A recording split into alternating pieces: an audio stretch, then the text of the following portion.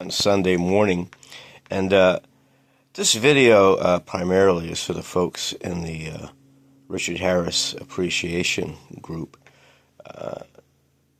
Someone posted a few great pictures lately of Harris, and one of them is with Harris and his lovely wife on the set of Major and Dundee, which is one of my all-time favorite movies and my top three, actually top two Harris favorites. And there was a comment from Elizabeth. Actually, I'm sorry, it was from Jared. Regarding Harris about his anger and how Jared had asked him one Christmas when they had a row what he was so angry about, why he was always so angry. And Harris replied something like, I really don't know. I've just always been that way. And I so relate to that. I fought that all of my life. And at my most charming and nicest and kindest, much of that, even when I overplay it, is sort of a defense against the anger. And I think that's the way it was with Richard Harris, because God knows he was gregarious and the wonderful stories and friendships. I looked at a picture of him at the airport where he greets Robert Mitchum, and he's giving him this big hug. Mitchum's looking like who else could go and hug Robert Mitchum? Richard Harris can't, and Mitchum's loving it, But yeah, I think Burton had that to some degree. There are a lot of actors who have that. But there was a very good biography of George C. Scott, called Rage to Live.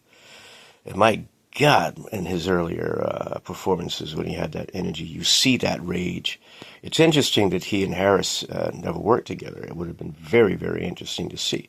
But they both had that personality. They almost certainly would have clashed in their early mid-years, maybe not so much later.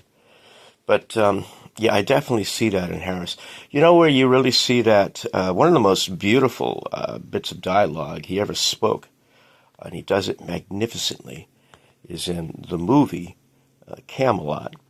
And that's the speech towards the middle of the film, where he's talking about what he realizes is the attraction, maybe the affair between Guinevere and Lancelot, and the Excalibur speech. And he holds it in so beautifully, and the rage is there. It's buried, but it comes out. It comes out, and it's ready to explode. And he pulls it in, which is very much Arthur. And that's the Arthur that I pulled in my head. I've always seen, because of Harris and the wonderful writing, T.H. White, The Once and Future King, I've always seen Arthur as a warrior. I think people forget that in the Arthur story. It's brought out more now. But, with the kindness, with the caring, and the consideration, and the Merlin's ideas, and all the wonderful stuff, he is a warrior, and a brave warrior, and a strong man. And there is that. There is that instinct to fight, and that rage that has to be harnessed and used to fight. So I think that Harris, God knows he was a smart man.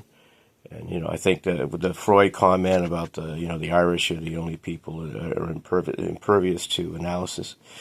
Yeah, but they're not impervious to self-analysis. And I think Harris did that all the time, and I think he brilliantly used it. And it comes out, does it come out in his singing, too? If you really listen to even the love songs, it's there. It's there. That underlying anger. I think a lot of us have it, and particularly we Irish, and it is a matter of